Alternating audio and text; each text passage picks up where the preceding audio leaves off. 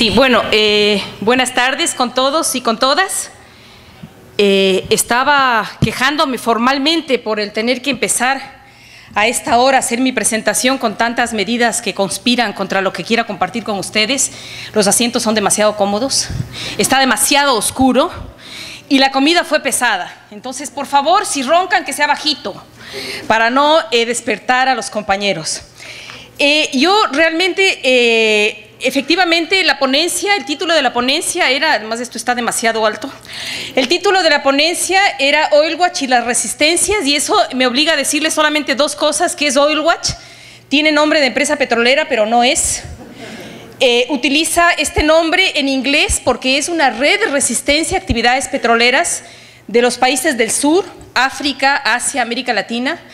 Y digamos, por desgracia, ¿no?, porque son las lenguas de los colonizadores, la lengua franca se convirtió en inglés. Entonces usamos este término de Oil Watch para que en el resto de países africanos, asiáticos, podamos entendernos de lo que se trata, ¿no? Una vigilancia a la actividad petrolera del sur. Voy entonces a empezar. Claro que tiene que despertar la compañera que va a manejar el... Bueno, por favor, si hay alguien al lado que me la mantenga despierta. A ver, esta imagen no es para que ustedes la fijen mucho, porque si no el riesgo es que se mareen y queden dormidos. Esta imagen es realmente para empezar con algo que ya se ha dicho en este foro, que es esta nueva dimensión con la que nos aproximamos a los temas ambientales. Esta nueva dimensión que habla de la naturaleza y que habla realmente de la Pachamama. Nosotros utilizamos el concepto de la Pachamama así, en quichua, porque las lenguas y las palabras provocan una cierta emoción. Entonces nosotros preferimos hablar de la Pachamama porque pensamos que eso explica de mejor manera de qué estamos hablando cuando hablamos de la naturaleza. En el Ecuador, como ya se ha dicho acá, se reconocieron derechos a la naturaleza. Y este reconocimiento de estos derechos supuso una primera reflexión muy importante sobre algo que se conversó esta mañana, que era sobre el tema de la propiedad. ¿Tenemos o no tenemos derecho a tener propiedad sobre la naturaleza? Y entonces nos remitimos, como se remiten todos los abogados cuando uno está redactando derechos, al derecho romano, que, digamos, después del derecho romano ya todo ha sido copia y copia y copia en las distintas constituciones, sobre todo en lo que tiene que ver con el derecho civil. Y en el derecho romano se explica lo que es la propiedad y se la define como un derecho de uso, de usufructo y de destrucción, es decir, de abusos. Se dice es el usus, el abusus y el usufructus. Y entonces la reflexión era: la naturaleza no puede ser sujeta de esa propiedad, la naturaleza no puede ser objeto que uno puede apropiarla, sino que tenemos que discutir desde otros paradigmas esta posibilidad de tratarla como un sujeto, ¿no? Claro, el momento en que uno discute, como es esto de que la naturaleza sea sujeto y el petróleo ya no puedo hacer de mi propiedad, ¿cuáles son los límites, digamos? ¿Hasta dónde tengo derecho o no a comerme una lechuga? Cuando se redactaban los derechos de la naturaleza, nosotros nos curamos en sano y colocamos un artículo que habla de esos límites y que básicamente lo que dice es que la naturaleza, como toda madre, la traducción, digamos, automática sería la madre naturaleza, la Pachamama, nos da derecho obviamente a la existencia y nos da derecho a que nos beneficiemos de ella. Pero tiene un límite y ese límite es el summa causai, que también lo usamos en quichua. Yo veo que aquí lo usan como buen vivir. No se trata de hacer traducciones como artificiales, sino se trata de remitirnos a otros paradigmas, a otras visiones del mundo en donde la naturaleza ya no es un objeto, es un sujeto, y en donde nosotros no somos los dueños y propietarios, sino que somos parte de la naturaleza. Dice el pueblo Colla algo que a mí me fascina, que dice, se define a sí mismo, dice: nosotros los seres humanos somos tierra que camina. Y realmente, de cara a la nueva biología y a la nueva ciencia, somos exactamente eso. Ustedes deben saber que nosotros tenemos más bacterias, virus, carbono que células. Es decir, somos bastante más naturaleza de lo que podemos imaginarnos. Y todo lo que está en nuestro entorno es algo que, digamos, que no debemos verlo como rupturas entre nosotros y lo otro, sino que realmente debemos vernos como algo mucho más integrador. Leí de William Ospina esta mañana una reflexión que él hace sobre el agua, y él dice: el agua es nuestro sistema circulatorio externo. Entonces, un poco esto, ¿no? Ubicarnos en una visión distinta de la naturaleza y de nosotros como parte de esa naturaleza que nos permite la vida, que nos permite el buen vivir y que obviamente no permite la acumulación y, por supuesto, tampoco la acumulación por despojo, que es normalmente como se da la acumulación, si es que nosotros ponemos oídos a lo que nos decía esta mañana la compañera de Araya, ¿no? Entonces, alguien acumula, hay alguien que está quedando despojado. ¿Se durmió? Bueno. Bueno, no importa, seguimos. Por favor, ahora sí hay una conspiración clara, que se duerman, ¿ah? Así es que yo les pido que traten de mantenerse despiertos y se duerman en la siguiente ponencia. Bueno, entonces, bajo esta primera premisa, yo quería compartir con ustedes el tema petrolero y las resistencias al tema petrolero, pero intentando hacer un paralelo de cómo es el proceso petrolero y para que ustedes puedan identificar simultáneamente los impactos y simultáneamente las resistencias, porque no es una cosa que esté desconectado.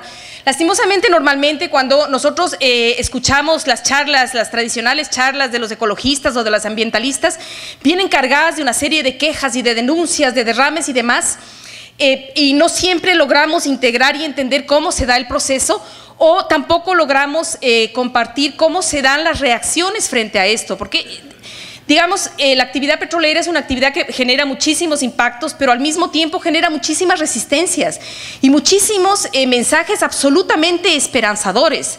Digamos, si no, no vamos a levantarnos y a seguir trabajando el próximo lunes, porque vamos a pensar que el mundo se está acabando y que no hay espacio o un horizonte posible, ¿no? Entonces, lo primero que yo quería compartir con ustedes es, en el caso del proceso petrolero, ustedes deben ubicarse en el hecho de que para la explotación petrolera, digamos, cuando uno piensa en la explotación petrolera, tiene que siempre situarse en un antes, un durante y un después. ¿Ya? Antes de que se dé una actividad petrolera, hay una serie de mecanismos que se dan. Antes de que Venezuela se convierta en un país exportador de petróleo, hubieron una serie de mecanismos que se dieron. Y son mecanismos que fueron construidos cuidadosamente, construidos sistemáticamente, que permitieron ir construyendo toda una legislación, todos unos procedimientos para que sea posible hacer todo ese proceso de extracción. Y hubieron algunas instituciones fundamentales para esto, instituciones de la banca multilateral que poco a poco se fue constituyendo, digamos. Las primeras actividades petroleras se dieron antes de que existan siquiera estos bancos, pero ya existían los antecedentes que iban a permitir que haya la posibilidad de acumular ese recurso, de extraer ese recurso. Y entonces, por ejemplo, una de las condiciones para que esta actividad pueda desarrollarse es que el petróleo no tiene que tener costo, es de libre disposición, como nos decían esta mañana. Efectivamente, el petróleo no debe tener costo para que sea posible venir y extraerlo. En mi país, en el Ecuador, a mí me contaban alguna vez que, y creo que la anécdota era de acá de Venezuela, que al principio, cuando empezaron los grandes extractores y exportadores de petróleo, que todavía eran pequeños como son ahora, llegaban a nuestros países y entonces sentaban a las autoridades y les decían: mira, me he enterado que en tu país hay un líquido viscoso, negro, que está ensuciando el subsuelo. Yo te voy a ayudar a sacar eso, ¿ah? Porque eso es una cosa ahí sucia y no te voy a cobrar nada. Y entonces empezó todo un ejercicio de apropiación de esa riqueza. Sin embargo, hay un libro que se llama The Critical Path, en donde se menciona que a un geólogo famoso que se llamaba François de Chardin le preguntan, bueno, y usted, geólogo, trate de decirnos cuánto vale la materia prima petróleo, cuál es el costo, porque, digamos, tiene que haber un costo si uno toma en cuenta el tiempo que ha tomado a la naturaleza crear el petróleo, y si uno toma en cuenta toda la energía que hay, digamos, equivalente, estableciendo una equivalencia con la fuerza de trabajo. Y el hombre se lo tomó en serio y empezó a echarle números, y bueno, llegó a la conclusión que cada galón de combustible valía $1 millón. Es impresionante porque aquí no vale nada, ¿no?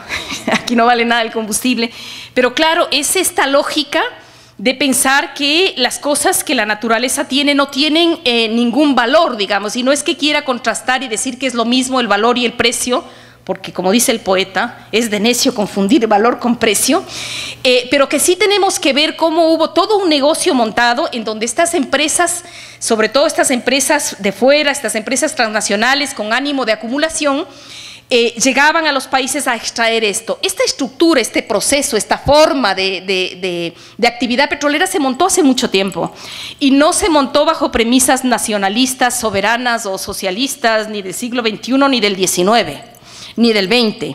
Se montó y de esta manera se fue construyendo una civilización que aquí un poco se ha planteado, por eso es esta discusión sobre el petróleo como la matriz de una civilización. Se montó toda una civilización que es el capitalismo expresado en sus dimensiones más extensivas, digamos, ¿no?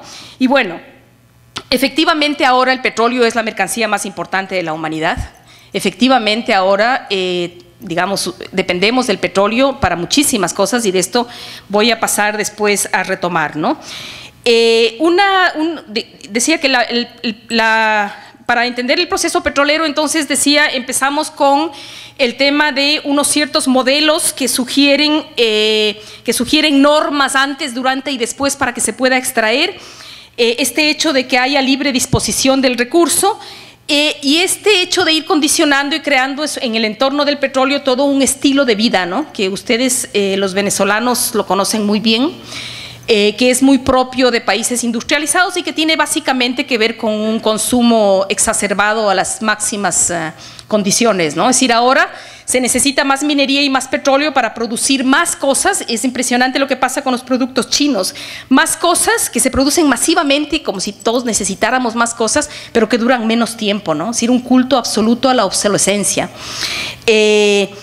Bueno, ese proceso, digamos, que se llama la actividad petrolera, es un proceso que normalmente nos acostumbramos a verlo por cifras, o sea, cuánto petróleo hay, en dónde se está acabando, no se está acabando, pero normalmente no vemos la contraparte, que es la contraparte del territorio, que María Estela nos ha hablado ahora y que yo, por lo que he visto de las personas que están aquí o de la compañera de Araya que hablaba, tiene una contraparte que se da en el territorio, es decir, qué es lo que está pasando en esos lugares de donde se extrae ese territorio. Entonces yo quería enfocarme a las distintas fases de la actividad e ir mirando qué es lo que pasa en ese territorio y cuáles son los, digamos, cuáles son los efectos que ocurren en estas zonas. Si uno analiza desde el metabolismo social la actividad petrolera, uno ve que las actividades, digamos, la relación con la naturaleza y las actividades productivas se dan en unas ciertas fases, ¿no es cierto? Hay una primera fase en donde se apropian del recurso, una siguiente fase en donde lo transforman, otra en donde lo mueven, lo transportan, otra en donde lo consumen y finalmente hay la última que es la que menos nos gusta topar, que es en donde está la excreción del modelo, ¿no? Si en algún lugar queda lo que queda, ¿ya? Entonces, si uno intenta entender estas fases del metabolismo social con las fases de la actividad petrolera, ustedes van a ver que hay unas primeras actividades que son las actividades de la exploración.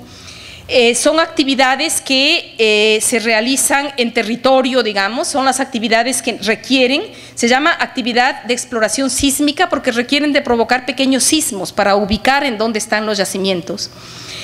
Estas actividades han venido siendo hechas en el caso de Venezuela desde hace 100 años o más, 100 años, y en el caso de toda América Latina, ¿no? Y estas actividades las realizaron siempre grandes empresas y estas actividades supusieron que el control de la información esté en manos de empresas como Halliburton, por ejemplo, o las empresas exploradoras en general son empresas transnacionales. Creo que el PowerPoint me va a salvar, ¿por qué?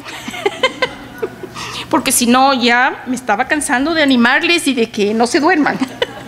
Pero bueno, entonces, tras estas actividades de exploración, están grandes grupos de poder, grupos transnacionales. Yo la primera vez que vine a Venezuela y vine justamente a hablar de petróleo, puedes pasarle por favor, Y vine justamente a hablar de petróleo. Recuerdo que unas amigas me comentaban, síguele nomás, unas amigas me comentaban que en actividad petrolera había un monopolio total del Estado en el caso de Venezuela. Y ahí déjale. Y que eran empresas nacionales las que explotaban, ¿no? Pero yo recuerdo que esa vez estábamos en un hotel y había una guía telefónica ahí cerca, y entonces cogimos la guía telefónica y estaba la Halliburton, la Slungenberg, y entonces el tema es que habíamos aprendido a creer que la actividad petrolera de las transnacionales eran solo las empresas operadoras, la Texaco, la Shell, la BP, que también esas ahora las encontramos, también las encontramos en el directorio. Pero en ese entonces, en el 2004, se había dado todo este proceso de eliminar a las transnacionales. Sin embargo, todas las de servicios, que eran justamente las que estaban haciendo la sísmica, estaban jalando la información, seguían siendo transnacionales. Me voy a detener un instante solamente, digamos, ubíquense en la sísmica solamente para poder nivelarme con la presentación. Y con la presentación lo que yo intento ahí es un poco que ustedes cuando intentan ver la actividad en el territorio, la ubiquen en la dimensión que estas actividades suelen tener. En unos territorios, esto es típico, esto pasa en mi país y estoy segura que pasa aquí, cada empresa que se instala saca un permiso, necesitará una licencia ambiental, necesita un permiso de operación. Y en ese permiso de operación tienen que cumplir unos mínimos, ¿no? Pero entonces se instala una refinería que cumple los mínimos, al lado un incinerador que cumple los mínimos, al lado una chanchera que cumple los mínimos, al lado la cementera que cumple. Digamos, si uno suma todos esos mínimos, las condiciones de vida real de esos lugares están bastante más allá de los máximos, digamos, ¿no? De los máximos de tolerancia. Y entonces esto que Edgardo llamaba esta mañana, estas zonas de sacrificio, empiezan a configurarse en los países, y son zonas de sacrificio en donde vamos a tener una población marginalizada, una población con enfermedades.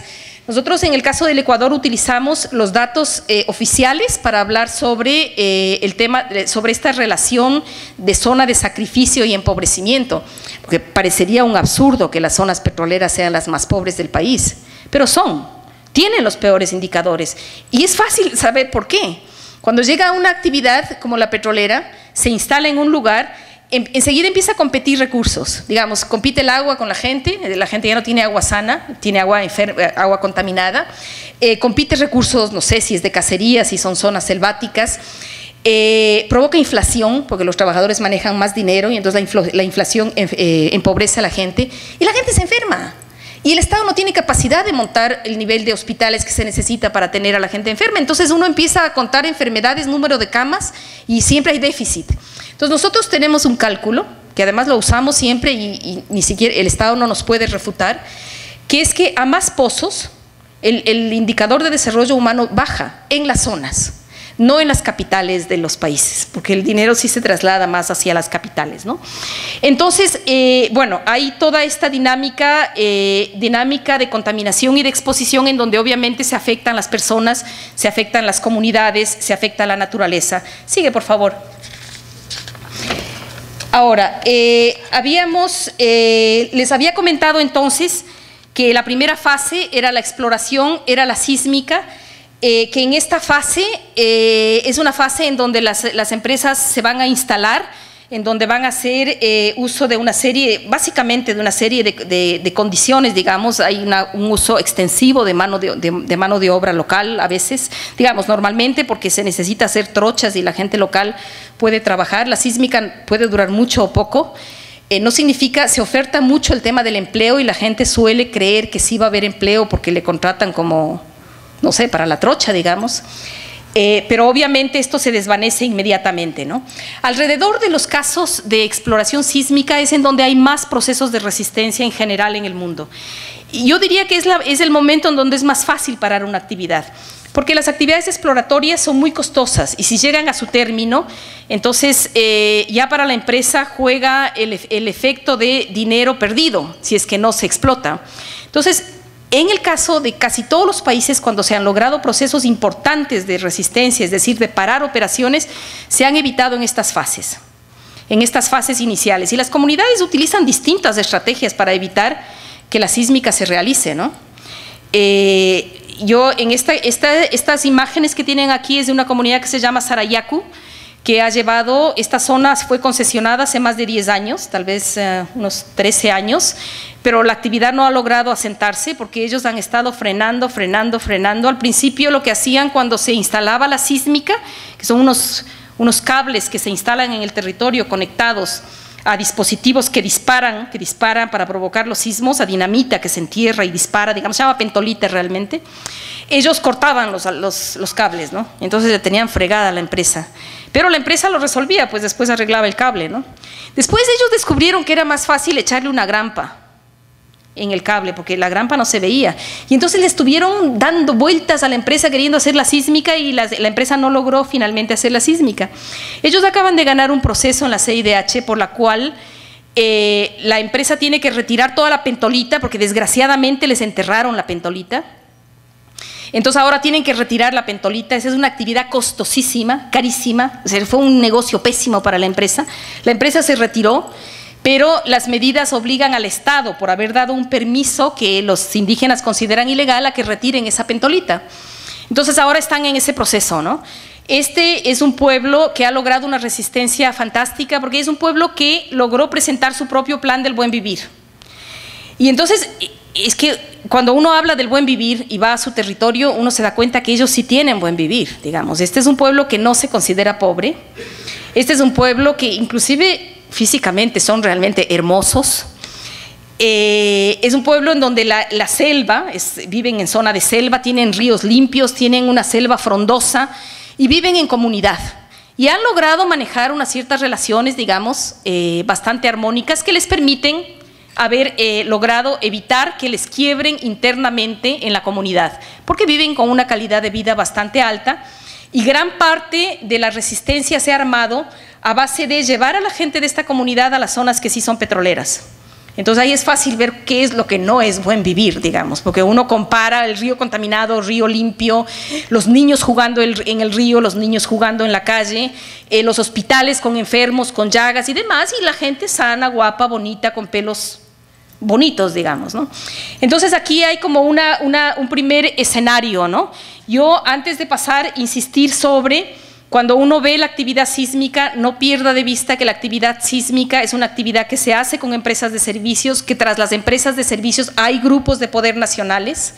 No siempre nos vamos a encontrar transnacionales, digamos, hay unos propios negocios de las élites nacionales que guardan normalmente mutis y silencio frente a la actividad petrolera porque tienen intereses, y que en algunos casos países que están intentando dar una pelea más nacionalista, más soberana, al no poner atención sobre estos escenarios, lo que están haciendo es de alguna manera ser cómplices para que se mantengan los mismos modelos de acumulación que los realizan las empresas transnacionales, digamos, con alguna diferencia, porque el momento en que se maneja la renta petrolera, obviamente hay diferencias en el tipo de distribución que puede hacer una transnacional a la que hace el Estado. Ahora, aparte de esta fase de exploración, nosotros tenemos cuando la actividad empieza y se asienta en la zona, y entonces se logra sacar el petróleo. Nosotros vemos que ya surgen nuevos actores, digamos, hay una presencia más física en el territorio, surge un actor que es muy importante y espero que Tatiana nos hable de esto, que son los trabajadores.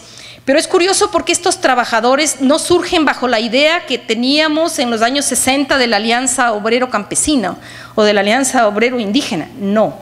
Son trabajadores que están más imbuidos en una dinámica de privilegios, y entonces entran en confrontación más bien con la comunidad, y hay toda una cultura del privilegio que se mantiene. Yo creo que hay excepciones importantísimas que habría que observar. Una es justamente Colombia, porque el tipo de agresión al trabajador eventualmente le permite otro tipo de cercanías hacia las dinámicas más comunitarias.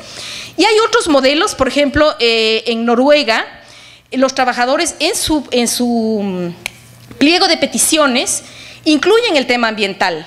Y esto es potente, porque si un trabajador incluiría el tema ambiental en su pliego de peticiones, y podría incluir algo como el derecho a desobedecer si la norma va a destruir el ambiente, no tendríamos los problemas que estamos teniendo desde el punto de vista de la contaminación. Pero normalmente el trabajador, basado en toda esta lógica del privilegio, de las ventajas que tiene, de que gana un salario un poco más alto porque es una actividad que genera mucha, digamos, mucha plusvalía, normalmente no incorpora estos elementos en sus propias dinámicas, ¿no? Bueno, en todo caso, aquí es claro que una vez que la actividad se asienta, la gente va a perder aún más las condiciones de su calidad de vida, ¿no? Porque ya no es una actividad tan extensiva como era la sísmica, es más concentrada, pero es una actividad que acumula impactos, ¿no es cierto? Vamos al siguiente. Una vez que las actividades se instalan, obviamente hay historias de lucha de comunidades en todo el continente y en todo el mundo, de gente reclamando, ya no necesariamente que no se instale la empresa.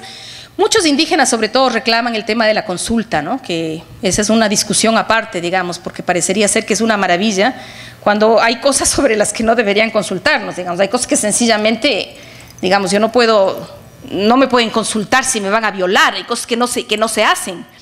En todo caso, como ya la actividad está sentada, ya hay un proceso ahí de negociación un poco distinto que tiene que ver con ofertas, con lo que la empresa les ofreció. Casi siempre las empresas ofrecen trabajo, casi siempre ofrecen unas pocas cosas de infraestructura que se ve. El aula, la sala comunal, algo de infraestructura, por ejemplo, teléfono. Ahora como los teléfonos están muy expandidos, ofrecen cabinas telefónicas y la gente quiere comunicarse, pues está bien, ¿no? Canchas, o sea, cosas que se ven. Pero en la experiencia que nosotros tenemos, y de hecho acabamos de hacer una evaluación en la ribera, en una zona que después les puedo enseñar un mapa, es gracioso porque las empresas cambian mucho, ¿no? Después podemos mirar eso, las empresas entra una, negocia, se cambia de nombre, las empresas van turnándose, ¿no? Y cada empresa que llega hace lo mismo. Entonces, ¿qué tenemos en las comunidades? 3 casas comunales, todas botadas porque no obedecen a ninguna necesidad de la zona. Como se hacen en un solo sitio y la gente no vive en esa cosa así tan encerrada, negocian, bueno, hay las casas comunales que terminan siendo bodegas, muchas de ellas. Bueno, la última es usada como casa comunal, pero las otras 2 pasan a ser bodegas. Infraestructura que se pierde cuando la empresa se va.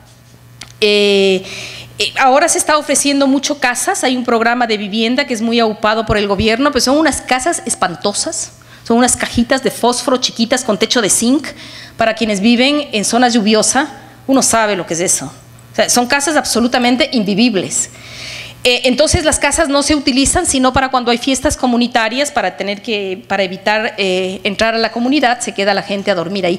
Quiero decir que son un poco de cosas efímeras, que eventualmente pueden quedar y permanecer, pero que no resuelven los temas de la gente, porque el interés de la empresa no es resolver los temas de la gente. El interés de la empresa es arrancar un permiso y evitar que la gente moleste, que la gente sienta culposamente que ya negoció con la empresa, entonces ya no tiene derecho a exigir nada.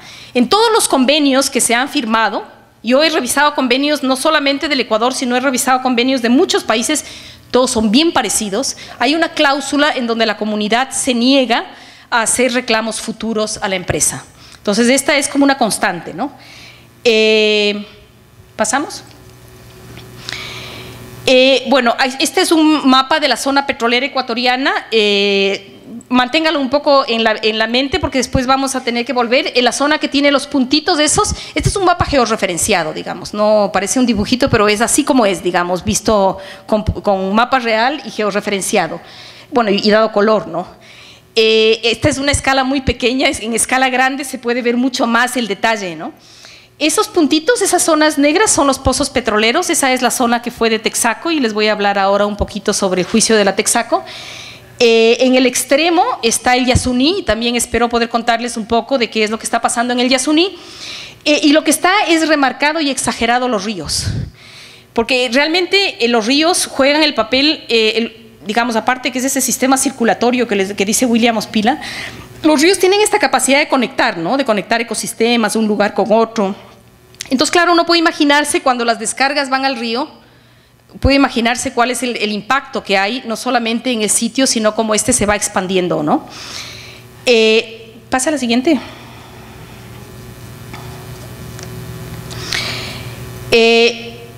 Bueno, digamos, un poco para terminar la idea del uso del mapa, aquí se comentó, se ha dicho varias veces que Venezuela es un país petrolero, ¿no? En el caso del Ecuador se dice que la Amazonía es petrolera. Y yo no sé a qué rato, bueno, yo sí sé en el Ecuador, ¿ya? Pero en el caso de Venezuela no sé a qué rato dejó de ser el país de los tepuyes y pasó a ser el país petrolero, digamos.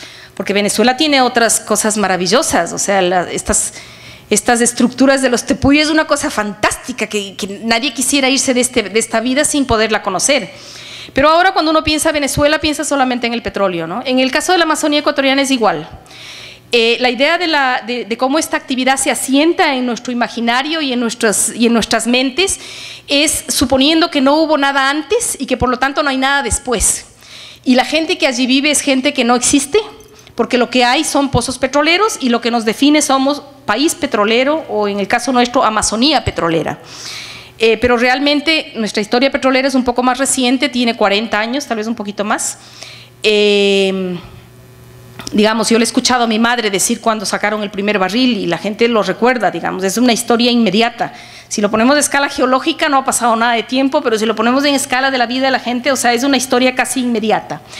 Ahora, en nuestro caso, yo me imagino que con ustedes también, está muy articulada la lucha y la defensa del petróleo a luchas por control de la renta petrolera, porque sabiendo, que no vamos a discutir si es bendición o maldición el petróleo, el tema es que alrededor del petróleo se han generado grupos de poder y muchos de ellos han sido transnacionales y había que frenarles. Entonces han sido agendas que se han ventilado mucho en los movimientos sociales y los movimientos sociales han hecho verdaderas protestas en defensa de su patrimonio, que de todas maneras es el petróleo, ¿no? Siempre con una fuerte ausencia de saber qué es lo que estaba pasando en los territorios. Ahora, sigamos, en el caso del Ecuador, esa dimensión ha cambiado bastante porque hay distintas circunstancias, digamos, por las cuales para nosotros el petróleo ya tiene un rostro más humano y un rostro más de territorio. Una de ellas es que nosotros somos un país pequeñito y es un país bastante ocupado. En mi país los pozos petroleros casi, bueno, tienen un nombre que le pone la empresa, pero la gente lo identifica con el nombre de la familia que vive al lado.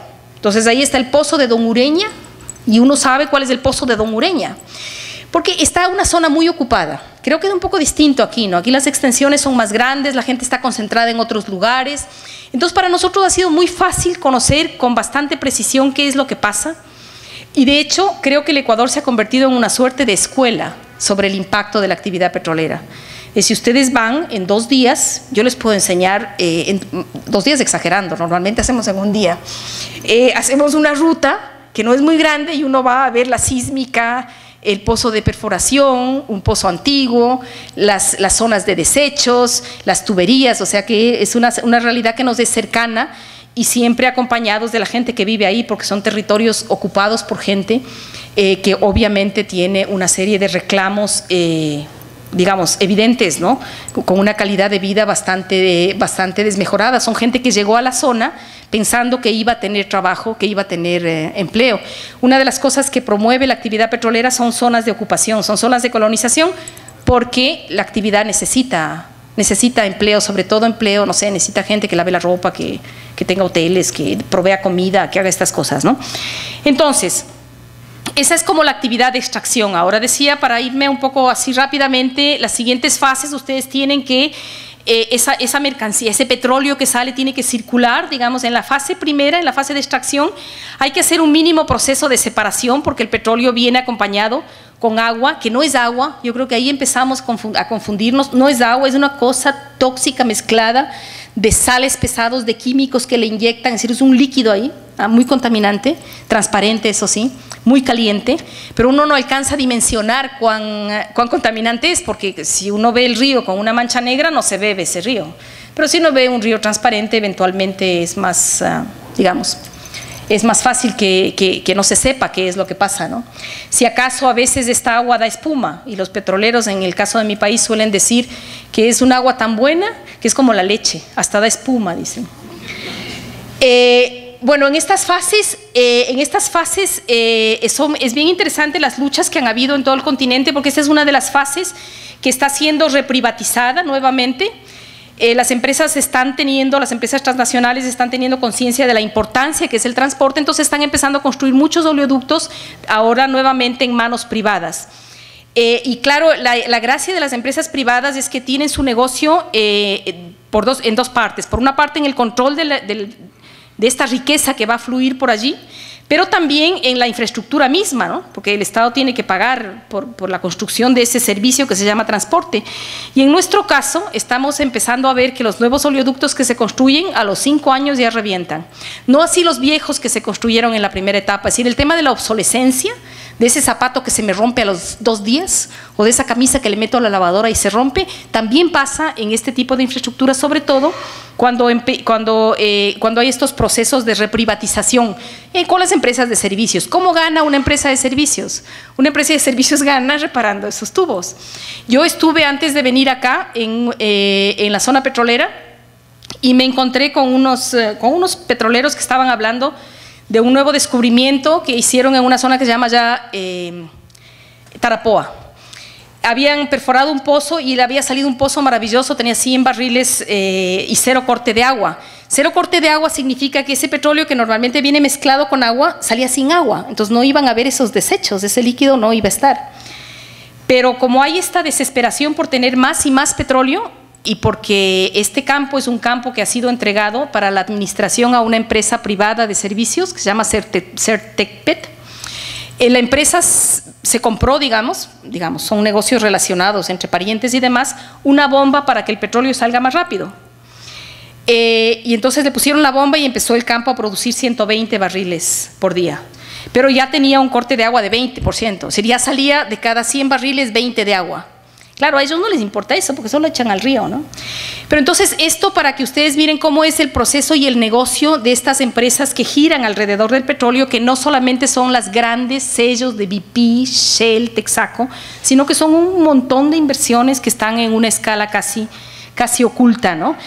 Muy relacionados, lo comento aquí porque la misma empresa que puso esta bomba es la que puso esos oleoductos, y esos oleoductos, hay un oleoducto que está ya reventando por N cantidad de veces, ¿no? Pasamos la siguiente. Después, bueno, aquí me dijo John que va a hablar sobre las resistencias y las luchas contra los oleoductos, pero decirles que hay muchas en el mundo. Son, en la medida en que son bastante extensivos y ocupan muchos territorios, son actividades que generan mucha resistencia local, porque la gente percibe el riesgo que es tener una tubería que transporte estos crudos, que por ejemplo cuando son pesados, inclusive transportan crudo caliente, y que cuando hay accidentes eso tiene un efecto como más complejo, ¿no? Ahora, como una cuarta fase de ese metabolismo petrolero, tenemos la fase de transformación que nos liga directamente al consumo, y como les decía, el petróleo es la mercancía más importante porque se hace casi todo de petróleo. Digo, los plaguicidas, muchos productos farmacéuticos, los plásticos, nuestra agricultura es una agricultura casi emplasticada y llena de petróleo, los embalajes, las bolsas del transporte, digamos, hay mucho petróleo hay mucho petróleo en nuestra civilización, ¿no? No significa que siempre fue así, no significa que no hayan maneras. La historia del petróleo es una historia que tiene 100 años, o sea, no es que antes no podíamos comer y no teníamos recipientes, y que antes no podíamos desplazar, había otras maneras, digamos, pero el petróleo se ha instalado como si fuese la única. Pasamos a la siguiente, luchas alrededor de esto, bueno, todas las que ustedes conocen, los movimientos antiguerra, porque como ustedes saben, todas las guerras del siglo, creo que casi todas del siglo pasado y de lo que va de este, han sido por petróleo, son ocupaciones porque hay recursos, y entonces ese movimiento contra la guerra es un movimiento contra el petróleo. Hay toda una nueva cultura alrededor del transporte público. Quise poner unas fotos de Venezuela y su transporte público, pero parece que no hay mucho, y las bicicletas parece que tampoco, porque las motos han de ser más baratas. Y toda una cultura contra los plaguicidas, digamos, esas también son luchas antipetroleras, porque la agricultura cargada con químicos es una agricultura petrolera, ¿no? Y todo esto de evitar la obsolescencia, de poder reusar, de poder reciclar, pasa a la siguiente, son parte de movimientos que empiezan a darse, ¿no? Esta es la última fase de la actividad petrolera. Esto a ustedes les debe ser familiar. Son los basureros que están en donde están los consumidores del petróleo, que son los basureros de las zonas urbanas, ¿no? Se calcula que el 80% de los desechos que salen en las ciudades son petróleo, son plásticos y son de origen petrolero.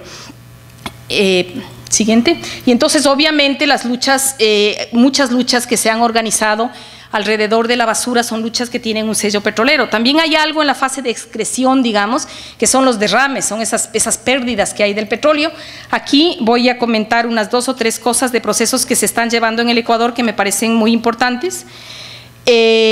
Bueno, estos son derrames, ¿no? Derrames típicos que han generado en muchos casos solidaridades para ir a hacer las limpiezas del petróleo, algunos lamentables, como es la gente que se vio aquí en las fotos aquí en Venezuela, hundida, sumergida en el medio del petróleo.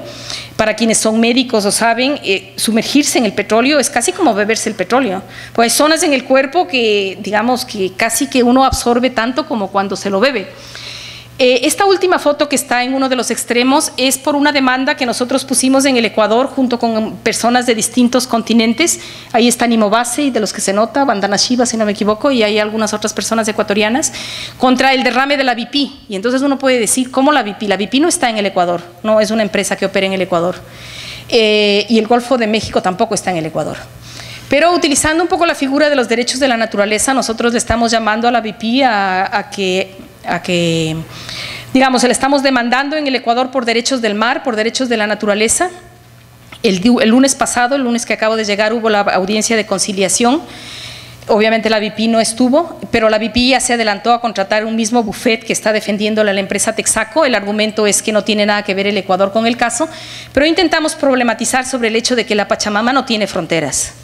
La Pachamama es una cosa que fluye y todos somos afectados. Lo que pasó en el Golfo de México fue uno de los desastres de la humanidad más importantes y obviamente nos afecta. Entonces, bueno, ese es como un caso. Siguiente. Siguiente. Este otro caso es el caso de la Texaco, que es un caso muy importante en Ecuador porque es un caso que nos ha permitido contabilizar cuál es el costo de reparación en casos digamos, de derrames, ¿no? Obviamente, los economistas extrapolan cifras, entonces no hay que tener miedo a extrapolar cifras, porque los economistas se inventan números y los cuadros y las tablas que en general suenen como algo mucho más creíble, son inventados, digamos, pero tienen que tener alguna línea argumental que sea lógica. Bueno, la línea argumental lógica en este caso es que se ha hecho un inventario de cuánto le costaría a la Texaco reparar los daños que provocó por sus 26 años de operación. Y esta foto es del día en que se puso la demanda en el Ecuador. Esta es una acción que tiene ya 18 años, o sería, tiene mucho tiempo, 8 en el Ecuador y 10 fuera. Pásale. Y entonces el juez acaba de dar una sentencia, bueno, dio una primera sentencia a finales del año pasado, este año la ratificó, y la sentencia habla de $6 por barril extraído. En la historia petrolera ecuatoriana, el Estado no ha cobrado $6 por cada barril que ha salido, porque hemos tenido siempre unos negocios así fatales, ¿no? Entonces es un negocio pésimo para el Estado. Si nosotros hubiéramos exportado Coca-Cola, habríamos ganado más, mucho más. Y eventualmente si en Venezuela exportaran agua, los precios del agua ganarían mucho más que el petróleo, yo creo. En todo caso, se dio esta sentencia. Realmente el costo de la Texaco el costo que la Texaco tiene que pagar son $12 por barril extraído. ¿Por qué el doble? Porque María Estela algo les comentaba, el juez puso como condición que la Texaco pida perdón para solucionar el daño moral, y como sanción en caso de no pedirlo se duplicaba la sentencia. La sentencia se duplicó porque no pidieron perdón, y entonces ahora hay como 19.000 millones de dólares para cobrarle a la Texaco, incluyendo los costos de los abogados. Y claro, el problema es cómo se le va a cobrar, ¿no? Los compañeros del Frente de Defensa de la Amazonía están abriendo espacios en distintos países para intentar cobrarlo en varios países. Uno de esos países posibles es Venezuela. Y a ustedes debería darles ganas cobrarle a la Texaco, primero por solidaridad, es así una solidaridad así bolivariana con el pueblo del Ecuador, pero también porque la Texaco tiene su deuda en Venezuela, una deuda anterior, una deuda histórica y una deuda de lo que está acumulando ahora, ¿no? Entonces se está abriendo estas opciones, no solo en el Ecuador, en Colombia, ya se montó la demanda en Brasil, se la montó también en Canadá.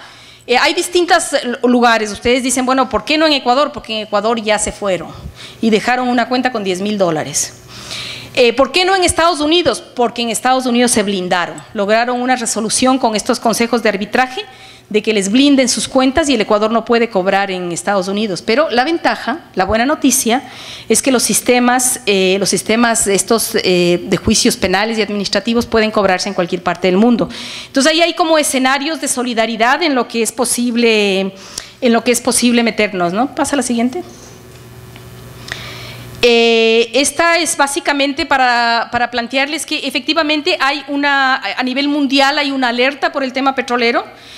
Ahora se habla mucho del cambio climático y se habla mucho del carbono y no sé qué historias. Es una manera de perderle de vista el petróleo para ver unas dos moléculas que nadie sabe ni nunca las ha visto, porque el petróleo sí se ha visto. Pero de todas maneras, toda esta euforia que hay en relación al cambio climático y los negocios del carbono, se tropiezan con la realidad, y la realidad es que las fronteras en todos los países se están multiplicando, ni siquiera duplicando. Si realmente esta idea del pico petrolero está actuando como un profundo incentivo para hacer rentable todas las reservas que antes no eran rentables. Y toda esta locura, digamos, del cambio climático está poniendo en el escenario una dinámica que logra meternos una serie de productos en el mercado que antes no estaban en el mercado, como es el aire, ¿no? Como es la absorción de las plantas, es una cosa loca que puede ser ahora convertido en mercancía.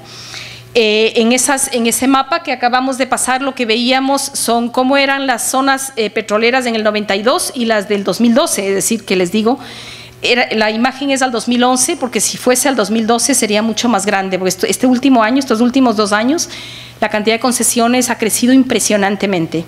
Esta lámina lo que revela son, y ahí tienen una página web en donde pueden consultar más información, son distintos casos que nosotros, estos de América Latina, que nosotros hemos registrado de casos de resistencia contra oleoductos, contra pozos exploratorios, contra sísmica, etcétera, etcétera. En esa dirección ustedes pueden encontrar estas zonas de resistencia en el mundo entero, en los países del sur, que es en el área en la que trabajamos. Aquí puse básicamente la de América Latina, porque como que nos es más cercana, ¿no? Y finalmente, quería terminar con esta iniciativa que hay ahora en el Ecuador, que es esta idea de no sacar el crudo. Esto es una iniciativa que ha corrido mucho el mundo, digamos, ahora se habla mucho de la idea de no explotar el crudo como parte de una política sensata, digamos, en relación básicamente a 4 cosas, diría yo, ¿no? Primero, a los derechos de los pueblos. Si la gente vive, tiene derecho a vivir. Si los pueblos tienen derecho a vivir como pueblos, y las actividades, el Yasuní en particular, es una zona, como todo el Ecuador, es una zona que era y es territorio indígena. Este campo se ubica en el Yasuní, que es la zona reportada como de mayor biodiversidad. Yo tengo otra presentación que lo puedo pasar, digamos, para, no sé, si en algún momento en donde se ve cuán importante es desde el punto de vista de la biodiversidad y cuán importante es Venezuela también desde el punto de vista de la biodiversidad. Entonces resultaba absurdo una actividad extractiva en zonas en donde hay otras, digamos, otras riquezas, ¿no? También está el tema del agua, porque estas son zonas de bosques y digamos las nubes que se forman en estas zonas son las que llueven en el páramo y es como un canal de diálogo del agua. Entonces, si nosotros afectamos las zonas tropicales, nosotros vamos a afectar el conjunto del país con agricultura y demás. Obviamente esto incrementado con toda la noción de los cambios que están habiendo en el clima por la destrucción de los bosques y por la quema de tanto petróleo que de todas maneras está provocando una contaminación, una mega contaminación, ¿no? En el Ecuador le apostamos, cuando se aprobaron los derechos de la naturaleza y en suma causa, le apostamos a iniciar la idea del tránsito al Ecuador postpetrolero. Esto no es una elección del Ecuador, esto es una obligación del mundo entero. A Venezuela le tocará, no importa cuándo, pero le va a tocar. Siempre se pone como dato los 40 años, que es más o menos el cálculo que creerán los que están en este auditorio van a vivir. No importa si son 40, 50, 30, 20, pero el tránsito tiene que haber. ¿Por qué? Porque el planeta no tolera los niveles de extracción que se están haciendo. Y entonces nuestra propuesta era, para empezar el tránsito hay que empezar. Si no se puede empezar el tránsito explotando más. Yasuní son el 20% de las reservas del país, es decir, es la zona más grande en términos de yacimientos. Y bueno, la cosa se está manteniendo con ambigüedad por parte del gobierno, digamos, porque hay la amenaza inminente de extracción. pero con mucho respaldo nacional a la no explotación. Nosotros hemos hecho muchas campañas, sobre todo con niños y con jóvenes en las escuelas, y es impresionante ver cómo los niños sí entienden el tema de la naturaleza. A ellos no hay que convencerles que la naturaleza tiene derechos, ellos saben que la naturaleza cuenta. Y entonces hay como una opción tan masiva que en este momento todos los candidatos, en lugar de plantearse lo que nos comentaba Edgardo, de duplicar la frontera petrolera, todos los candidatos en el Ecuador dicen que van a respetar el Yasuní. Cosa que no necesariamente vamos a creer, digamos, porque los poderes económicos alrededor de las empresas petroleras son impresionantes, pero hoy por hoy es un tema de campaña. Entonces esto porque, aun cuando no parezca, es posible hacer una resistencia a este patrón petrolero si logramos acercarnos a esa realidad, no con cifras, cuadros de estadísticas, líneas que suben y que bajan, sino con territorios, con aguas, con rostros, con cara, acercándonos a saber qué es lo que perdemos cuando se explota la naturaleza. La última imagen es una propaganda, es pura publicidad. Ahí está la página web donde se la pueden descargar. Es un juego que acabamos de sacar para los aficionados al iPhone, al iPad, a estas cosas de los teléfonos, digamos. Tal vez no los que están en este público, pero sus hijos o sus sobrinos, ¿sí? Es un juego pequeño en donde básicamente consiste en evitar que se construya una instalación petrolera. Y entonces, si ustedes logran evitar, ganan y pueden pasar a un siguiente nivel. Empiezan siempre en el Yasuní. El siguiente nivel es puede ser en Brasil, Alaska, Mar del Norte, África, Asia, digamos, puede ser en distintas zonas. Es un juego sencillo, ¿no? O sea, pero ahora está de moda eso, haga un clic y salve a una mujer en Nigeria. Ahora está de moda la idea del clic, entonces tomamos un poco esa moda para intentar ir revertiendo como una suerte de pedagogía subliminal esta opción de que sí podemos pensar, atrevernos a pensar digamos, y no es atrevernos, sino en la obligación que tiene parar esta locura de creer que todo se va a resolver con más y más petróleo. Gracias.